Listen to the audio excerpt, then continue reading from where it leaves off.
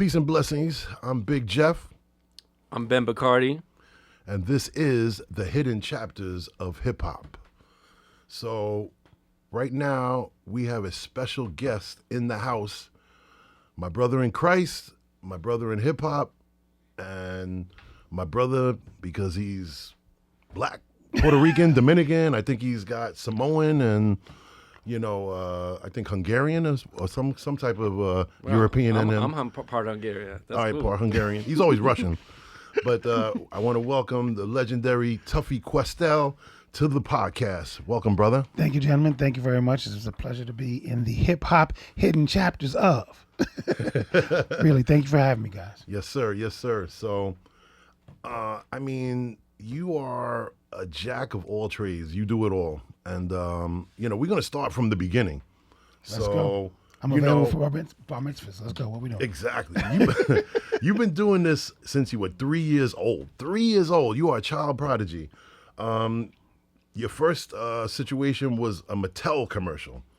So my question is, how did this come about? Like, what did your parents see in you to say, you know what, my son deserves to be on TV? I loved television so much as a child. Back in the days, the TV guide came separate. It was part of the newspaper, but it also would come to your house in its own. The TV guide came as a book.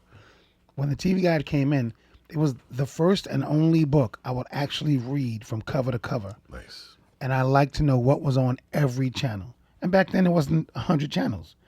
So I literally could tell you what was on TV. I loved television. I loved film. I loved everything about it. Even though I didn't see enough of myself on TV, I saw me being on TV. And I felt that love and that need and that desire. So every chance I got, if I watched a scene from a movie, I would replicate it immediately during the commercial. Nice. Line for line, word for word. And my mother and father knew that was something that I needed to do. So they chased it. And I'm thankful. I mean, that Mattel Toys commercial is still one of my favorites. I wish they would contact me and bring me back and do a Mattel Toys commercial now. That was the Matchbox cars, wasn't it? It was actually before Matchbox. Okay. It was Matchbox came. It was almost at the same time, but this was 1971. Okay. And it was a beautiful time, and I really enjoyed it. But they were wooden cars back then. Mm-hmm. It was really cool. I mean, to put it in perspective, I think Diane Carroll had a show in the 60s. Sammy Davis Jr. was on the show Laugh-In. Maybe Mod Squad and Bill Cosby had a show. That was basically it. Flip Wilson. Flip Wilson, that's right. Rita Moreno or Cheetah Rivera? Rita Moreno was around. Cheetah Rivera was definitely around. So Clifton Davis had a show. I mean, that's right. Yeah. Okay. So there was a time. There was a few, but it wasn't a lot. And they were all nighttime. Right. Everybody you mentioned basically had shows on late at night, and those weren't shows I was necessarily seeing as a child. But the daytime shows, we had Chico and the Man. That's right. Yeah. But that's more like 70s, like 74, that was 70s. 75. That was 70s. Yeah. And we also had, as we went into the 70s, we had not just comedians, but we had a lot of shows like Room 22 and shows that had, there were shows that had a few black actors. We were on Chips, but we were being arrested. Ponch and what was the other guy's name? Larry, right? Larry Wilcox. Yeah, Wilcox, yeah. Absolutely. I used to watch Chips. I remember that. I remember the Sonny and Cher show. I remember the Jackson 5. I remember Dance Fever and Solid Gold and Soul Train. So I'm a couple years younger than you. Solid Gold. I'm 39, you're 42, but we're not gonna go there. But anyway, but yeah, I remember as a child, there was a few shows that show people of color. Correct. Do you got something for him? No, you can keep going. All right, so we're getting to the next one. All right, so you and I know each other a long time. Yes, sir. We go back like 4 flats on a Cadillac. 100%, and that happened to me twice. It happened to all of us. We all being in New York City, you catch flats You can walk into a pothole. Yeah, pretty much. No exaggeration. So I remember you through obviously Video Music Box, but I also remember you through Nice and Smooth. I believe you grew up with Smooth B. So how did that come to be that you worked with them early on in your career?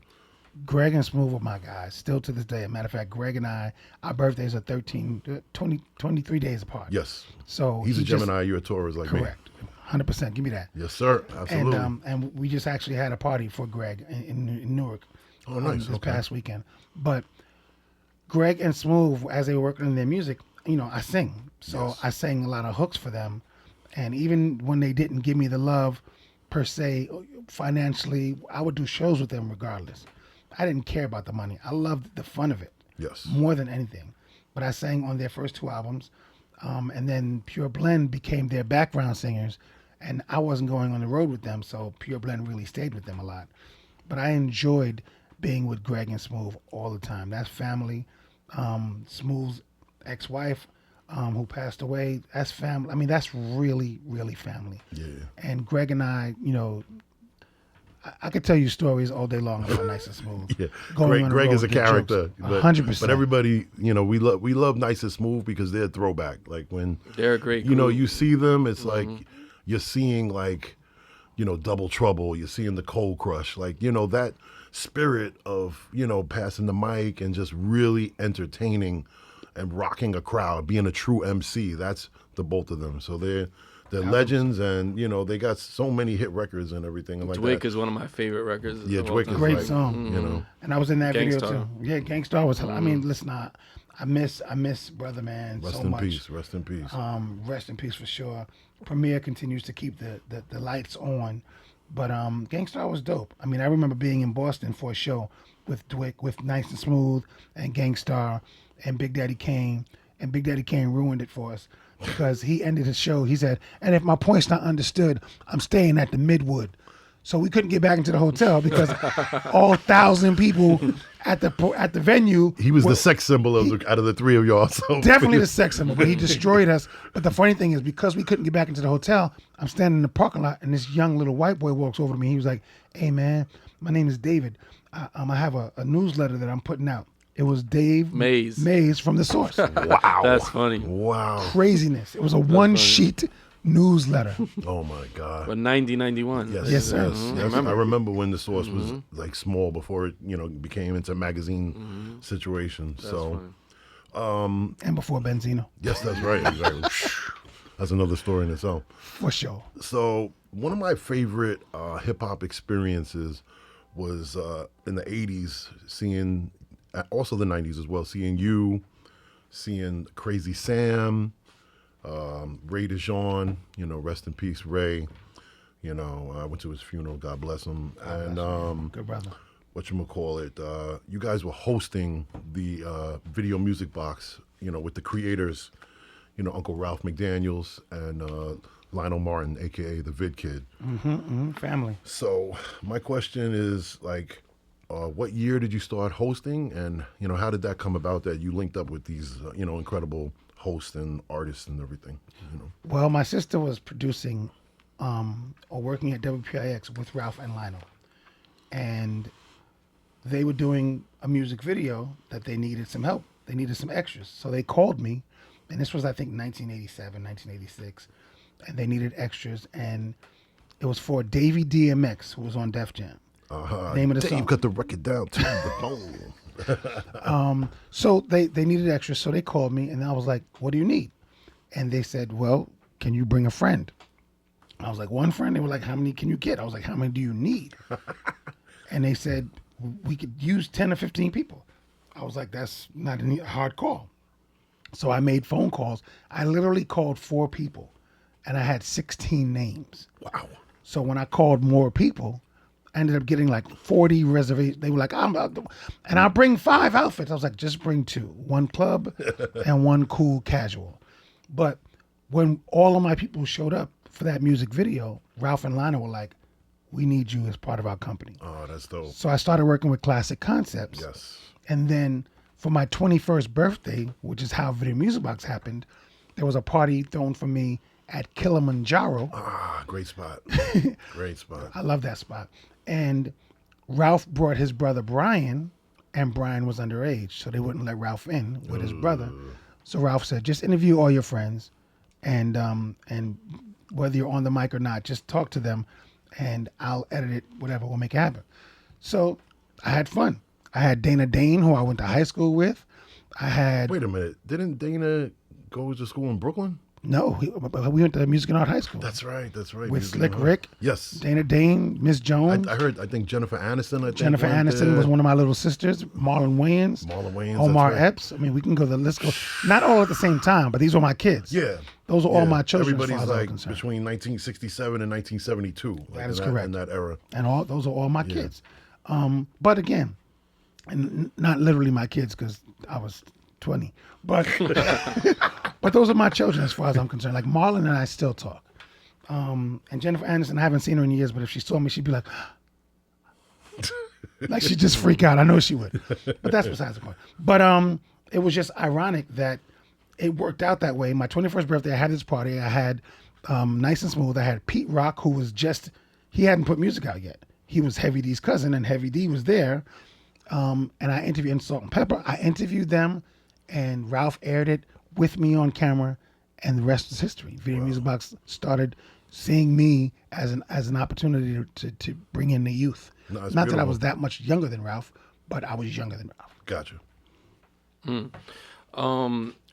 You were on a legend. Well, to me, it was a legendary show called How to Make It in America. HBO put it out, and I just wanted to know what was your experience with that, and anything you would like to share about that show. One of my favorite jobs ever. I loved working with everyone on the show, from Lake Bell to Brian Greenberg to Victor Rasuk, and of course Luis Guzman and my crew. My first audition for that, which was fun, I had one line, but it was a 5-page scene, and that's very weird. And my line was the second to last line at the end of page 5, but they made me do all 5 pages. Oh wow. So I'm basically sitting there trying to figure out how to keep my energy. So that's like 20 minutes. Brother. Approximately. You're waiting. So you know what I did? I wore a vest, and in that vest has like 13 pockets. I had food. I brought in a sandwich. I brought in an orange. I brought in a banana. I brought in, and I wrapped them all in different things. So it was all noise so that it would draw attention. But I also had a nose hair trimmer, a nail clipper. Oh my goodness. I was out of control. You a MacGyver. It's like you were going camping. So all I'm thinking is, you're going to make me sit here for 5 pages? I'm going to make you watch my show. So I literally took a bite of the sandwich, peeled the orange, threw a piece, peeled the banana. I bit the banana and I ate the orange, so the juice was shooting out my mouth. Then I took a bite of I forgot I had a muffin. I had a muffin, and I pulled out a little butter, and I was like, I forgot my knife. And I'm whispering to myself. It was just really crazy. And then I took the nose hair trimmer, and I'm like, so I threw my line out, and when we finished, the director said, "What in the hell did you just do?" His name was Julian Farino. He was like, "You have got to be the biggest scene stealer ever." He said, "The job is yours." And the casting director was like, "Don't say that." He was like, "No, the job is his." They said if Luis Guzman wasn't the star of that particular scene, that I would have killed Luis Guzman. I would have taken it from him. But I didn't have a name at the time. But it wasn't really about stealing the scene. It was just about taking the time as an actor to find my way through the scene. And that's what I did. And I'm wrapping up aluminum foil. I mean, it was hilarious. And I've used food in 50 auditions since then. And what's funny is, one of the people who was in the room worked on Ocean's 11, and Brad Pitt had food in a lot of scenes. And I was like, oh, y'all just stealing from Tuffy. But I won't say that that's me, but I'll just say that's me. I loved How to Make It in America. It was a great show. Wish it went longer, but it was a great show. You and I both. Nah, that's we enjoyed awesome. New York, brother. New York showed us love. Thank you. That's awesome. So you have produced and acted on so many movies and TV projects. You were a cabbie on the Jessica Jones TV series. You know, you worked on 25th Hour and Summer of Sam, which is 2 incredible movies that I really loved. You know, Spike Lee movies. Yes, absolutely. I love Spike. You worked on Harder They Fall, which is one of your favorite projects. So my question is, what made that project so precious and special to you, especially The Harder They Fall? The Harder They Fall was shot in the throes of COVID. We were in New Mexico, and it was amazing. Netflix was taking such good care of us, And I spent 10 months of my life in New Mexico, away from my dog, away from my daughter, away That's a from my long family. time. Yeah, it is. That's And it was Santa Fe or Santa Fe, and we were all over. We were Albuquerque. Albuquerque Oh, for sure. okay. We lived in Santa Fe. Gotcha. But I say both because we shot all over the place, and we literally built towns for this movie. But again, we started prepping in the end of 2019. I moved down January, and I'm there through March. March 13th, the world closes down, Yep. changes everything, and we had to figure out, what was going to be next. But we also had to stay in place. We were tested every day. We weren't shooting yet, but we were prepping as if we were going to. And we never actually got to shoot until, I'll back. We didn't actually shoot until we came back in September. But all of us had to travel home. They tried to stay. First, we were like, we'll do it for 2 weeks, and then 3 weeks, and then a month.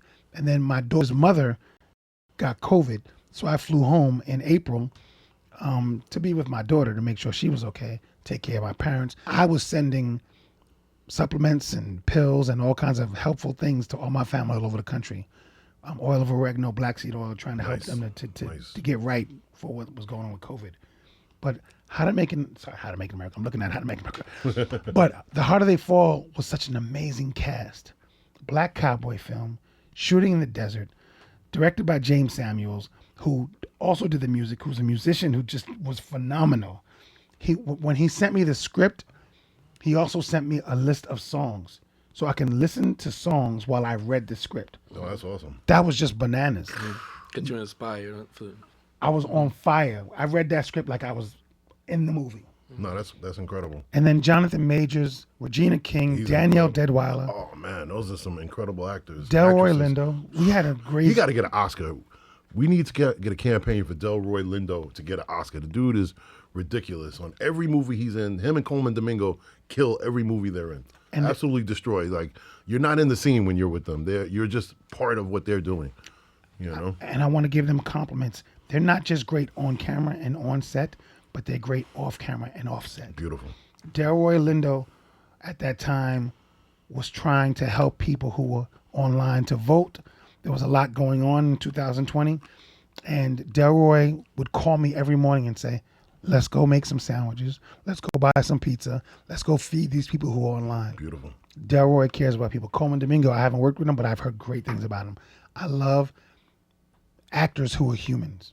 You know? I think he's going to get a nomination for the Jackson movie, Coleman Domingo. Maybe I'm just biased because I love Michael Jackson, but Coleman Domingo is just as incredible as Jafar Jackson. Go supporting see it. actor. Go see it. Go see it. Yes, supporting actor. Yes. Mm-hmm. At least. Go see that movie. He really did a great job.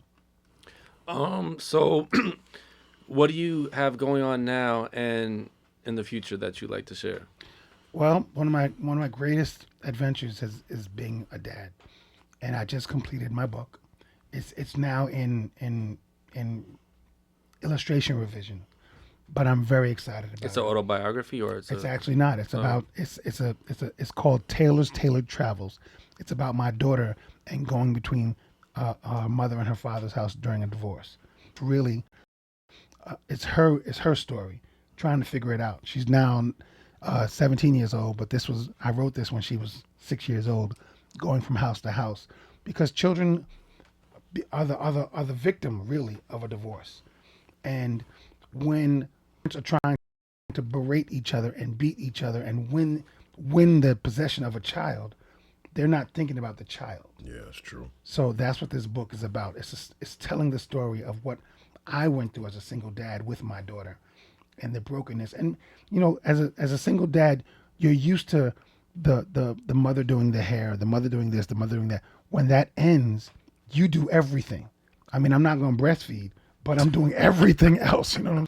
But I learned how to do my daughter's hair, and I'd get yelled at. I bring her to church, and they'd be like, "What did you do?"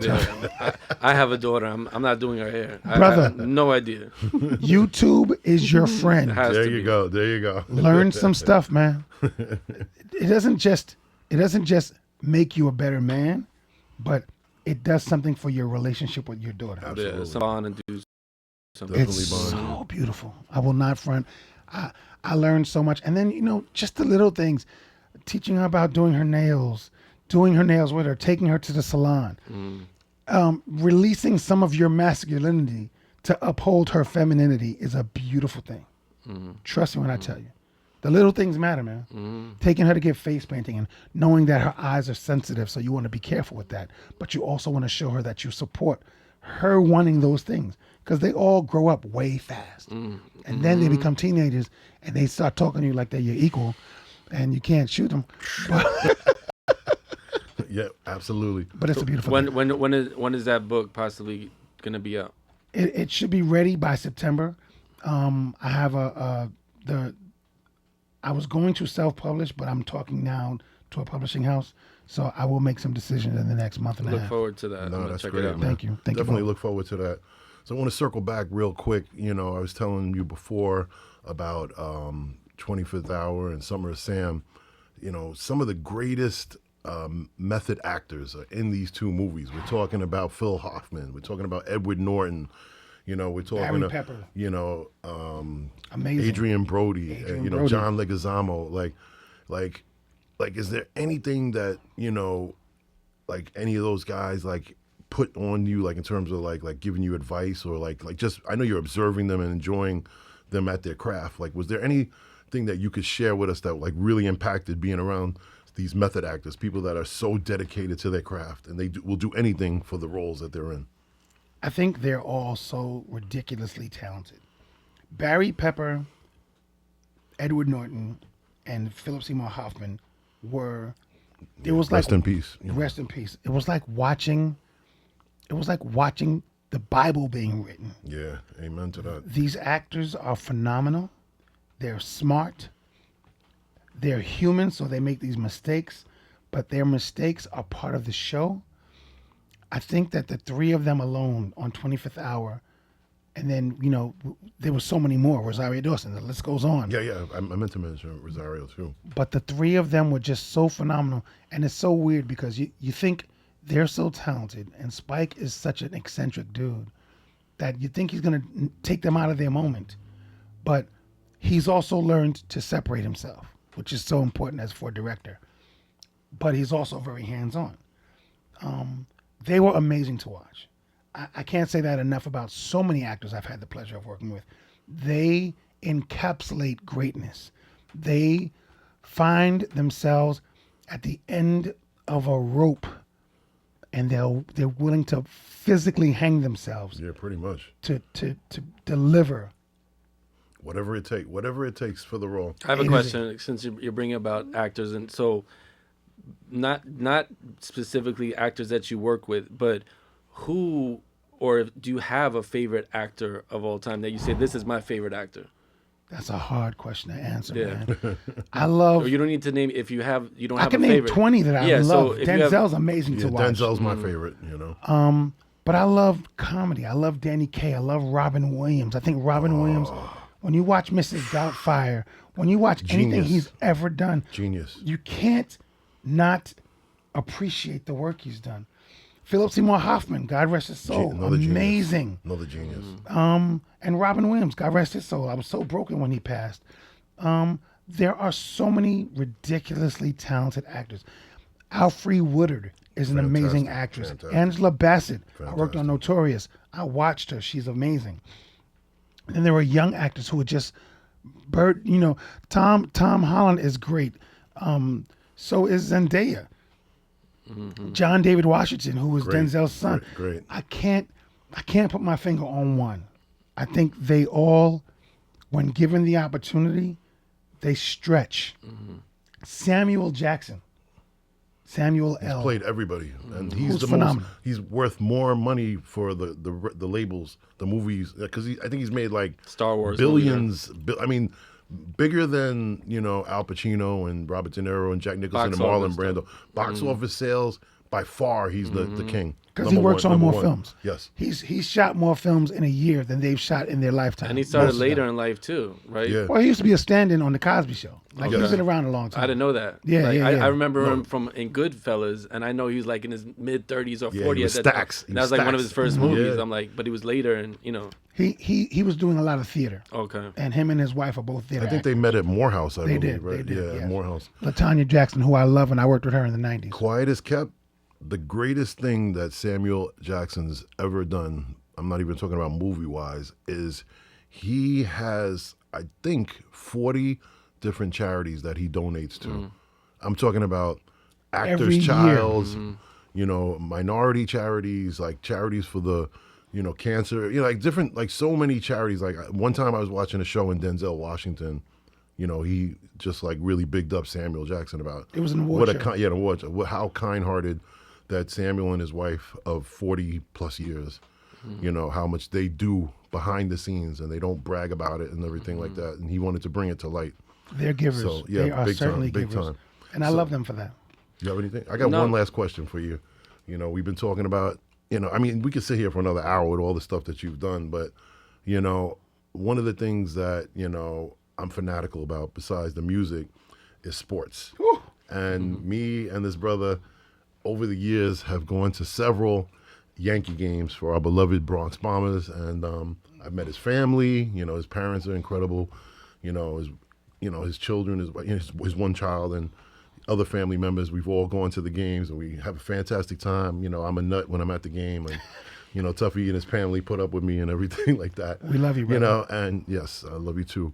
And I first went in 1977 as a 7-year-old. My mom brought me. She saw how fanatical I was about Reggie Jackson. I was obsessed with number 44, but I also loved Thurman Munson and Catfish and Mickey Rivers and Goose and Willie Randolph. And like, what was the first year that you went to Yankee Stadium? Wow. Approximately, like I said, I was 1977. I was 7 years old. Yeah, I was there before that for sure. My first stadium visit, I was 3. 3. I loved Yankees. I loved the Yankees so much. And I've taken the tour 20 times just because I love walking through Yankee Stadium. I had the pleasure of meeting some Yankees over the years, and you mentioned Reggie Jackson, who I thought was phenomenal. I worked with him on Summer of Sam. That's right. He was in that movie too. Yeah, we had Roy White, which was hilarious. We had Willie Randolph, which was, all of them. Roy, I heard, was the mediator. Like when things would percolate, Yeah, he because kept you had Reggie Jackson, the straw that stirred the drink, and you had Thurman Munson, you had a couple other characters. And Billy Martin was. Billy and Martin. Billy Martin and Reggie used to fight. But Roy was the one I heard that was sort of the Roy White and Bobby Mercer kind of controlled things. Bobby Mercer was really good at saying, "Y'all need to calm down and take the shit out of here." Gotcha. But Roy White was definitely a mediator. And it was the 70s and the 80s. They were all about shut up, But I was such a big kid. I'll tell you how I used to get into the stadium, which is hilarious. Back in the 60s and 70s, there was something called the Con Edison Kids. The Con Edison Kids, they'd give a pass that was huge, like a full sheet of paper. It was a cardboard, and you can get in with 10 kids and 2 adults, and you could sit in the bleachers. But you had to be impoverished, poor, broken, or physically, mentally challenged, it actually said on it, retarded. That's how out of touch I don't know if I sports should was laugh back at that then. or not laugh at that. It was terrible. I gotta laugh. But the worst part is this. This was how I really got into acting. We would mess up our clothes, me and my friends. Because you had to. We had to look the road. So my father would park up on the concourse, and we would walk down the block and be going, "Arr!" and making noise and screaming. We were the autistic kids of the 70s in the Bronx. God. And I say that with respect, because we really did not know what we were doing. We just wanted to see the Yankees play. We wanted to be in Yankee Stadium. Right. It was such a beautiful time. I love that. And I'm singing in my head. Let me tell you something. Yankee Stadium is home for me. And I haven't gone to a game this season yet because I'm so used to going with my dad. And my dad passed in December. I'm sorry. So I'm going to my first game will be sad, but it'll also be Memorable. My dad and I have watched Yankee games my entire life. I still watch Yankee games, whether they're on the road or at home. And I take my daughter, and my daughter's a Yankee fan, and if she ever said she was a Met fan, I may replace her. No disrespect. I know you're a Met fan. My mom is a Met fan. That's how fanatical I am about my Yankees. I can't 100%. I can't date Astros fans, Red Sox fans.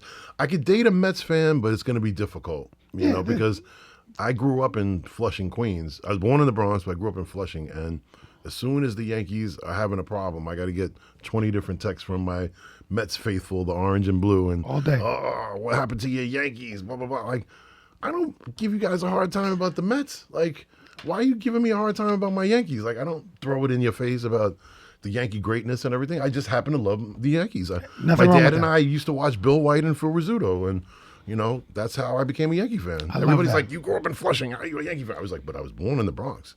Brother. Did grow up in Flushing, but I was born in the Bronx." And You lived in my Queens dad, in 1986, and I you was still rooting for weren't the. a Mets I was fan? no, I rooted for the Mets in '86. I'm not against the Mets. I rooted for the Mets. I went to the parade. I was happy. I celebrated. When the Mets made it to the World Series in 2015, I sent out 25 text messages to all my Mets friends. I'm like, best of luck. I'm rooting for you. I'm You're not loyal- rooting for the you're Royals. Loyal to Yankees. Yeah, but I mean, if the Mets and the Yankees are playing, then yeah, I'm going to be talking mad crap. All and day. I'm going to be rooting for the Yankees. But anything else, like, I'm happy to root for the Mets. It's just as long as they're not playing the Yankees. That's it. 100%. We're New Yorkers. New Yes. Yorkers Yes. root for New Yorkers. Exactly. We don't hate the Mets. We just want the Yankees to always be better. Yeah, exactly. And it's no Exactly. disrespect. It's funny you say that. I know you're a Met fan. I'm not going to talk bad about you. My mom is a Met fan, and she doesn't understand sports, but that's another story. But the funny thing is this, and this is real personal. 3 times in my life, I've had to wear Met paraphernalia. And you didn't want to. I lost a bet in '86 when the Mets won. I had to wear, and they bought me the ugliest all white starter jacket with the big NY on the back. It was horrible. And you mentioned Jessica Jones. Yes. As a cabbie, the director was a Mets fan and knew I was a Yankee fan, so he made me wear a Met hat. Hilarious. It was so hard for me, and he took literally 100 pictures of me on set. Of course he wanted to and do that. sent them to me like, you should always remember this. I don't hate the Mets. I just love my Yankees. Exactly. And Same here. There Ditto. are Yankee fans who talk bad about the Mets. Yes. There are Mets fans who talk bad about the Yankees. I'm not either one of those. I love my Yankees. I But do you're not- also a Brooklyn Nets fan over the Knicks, right? That's what I heard. Yes, I sang the anthem for the Nets for 14 seasons. That's really we'll why. give you a pass for that. And I appreciate that. But they're from Brooklyn. I don't have an issue with you being a Brooklyn Net fan. But what you know? you have to respect what the Knicks are doing now and say like the Brooklyn Nets aren't really doing much, and Well, they're not gonna there's be always- doing much. There's Yeah, they're always, cheerleaders. there's always next year. There's always next year, so you never know. 5 years ago, did we know the Knicks were going to be going to the finals? if No, the Nets we get did not. maybe I don't even think they have the number 1 pick in the draft, but It doesn't matter. The Nets have had all the components, but never the dance steps they to had their dance to the prom. chances. They had 3 of the They had their greatest chances. players in the NBA Ever. at And they- one time. and they Kevin played Durant. 17 games total. Kevin Durant is a altogether. top 20 Hall of Fame when he retires. Guaranteed first ballot Hall of Fame. Kevin Durant. James Harden, not a big fan of his, but he's an incredible player. Kyrie They Irving, just were all incredible. injured around the same different times. That's top what that was 100 player, Kyrie Irving. So And Kevin before Durant, that- top 20. And before that, they Jason had Kidd. Drazen. Yo, Petrovic. Drazen was Who, putting rest it in on, peace, if he putting doesn't it die, on Michael Jordan. He he was was a putting it beast. on Michael Jordan. I've very few people have ever Derek put Coleman it was on in at Michael that time. Jordan. Yes, Derek Coleman was great. around the same time. Jason We Kidd. had- Jason Kidd. We had one of the best point guards in New York. In why did I just forget his name? And Mr. Chibbs, Kenny Anderson. Yes, Kenny Anderson. Kenny Anderson was a great New Yorker, Yes, a great, absolutely. great, and a lefty. There was a lot of great things going on in sports. And by the way, we got to talk more about music because I sing. One of the things I loved about music and hip hop is the ability to sing. I sang on Big Daddy Kane's album. I also sing on De La Soul's album. De La Soul is still one of my favorite groups ever. Incredible. Yeah. Rest in peace, Trugoy. I miss Dave. He was a great guy. He was sir. funny too. Yes, sir. And I love their new album, which is phenomenal. Yes. Cabin in the Sky. Yep, beautiful. But I don't want to take over the show. No, But please we speak. gotta- Please speak. I love hip hop. I love music. Without music, life is nothing. It's more than a culture. It's a creation. It's a creator's. It's in the publishing notes of every person's life. We all need music. I agree. And hip hop is essential, and R&B is essential. And if we don't have music, how do we sleep at night? How do we understand one another? So I want to say, I look forward to hearing your music, I appreciate that. and I look forward to maybe working together. And I also look forward to your New York Knicks winning the finals this year. I hope so. gonna- From your I'm- lips to God's ears. I'm going to the ticket tape parade. You could come with us. We'll let you. I'm with you 100%. I don't hate the Knicks. I'm just not a Knicks fan. Yeah. And you know what's funny? One of the reasons why I didn't like the Knicks when I was a kid was because they wore the same colors as the Mets. That's so Orange weird to and me. blue. Orange and blue. And then, of course, someone said, no, that's crimson orange. Oh, shut up. What's that? That's not even a real color. But you know what? What I've noticed now is that so many people now are Knicks fans that weren't because they're doing so great. We'll let you become a Knicks fan if you want to. You know, we'll let you come over. I'm with it. I sang the anthem at the Garden for bar mitzvah years ago. One of the best sound systems I've ever heard in my life. Madison Square Garden sure. is beautiful. And walking on that wood will change your life. Well, we'd like to thank you, Tuffy, for being part of Hidden Chapters of Hip Hop. Appreciate your time and much success and love in the future. Thank you so much, man. Where can people reach you at? Thank you again, man. You know I love you and appreciate you, man. How can they reach you on your social media? My Instagram is TuffyBXNYC, TuffyBXNYC, and I also have Tuffy Questell Casting, which is also on Instagram. You can reach me. If you can't find me, you're not looking for me. There you go. Like I said, we could sit here another hour doing with all the stuff that he's done. He's like I said, a jack of all trades and a true brother in Christ and a true brother in hip hop. One of the best people I know. So I'm blessed to know you. Thank you. My brother, thank Appreciate you. you, man. I love y'all both, man. I love y'all both. This is Big Jeff. Ben Bacardi. And this is the Hidden Chapters of Hip Hop. Peace. Peace. Ralph is downstairs. Let me get him.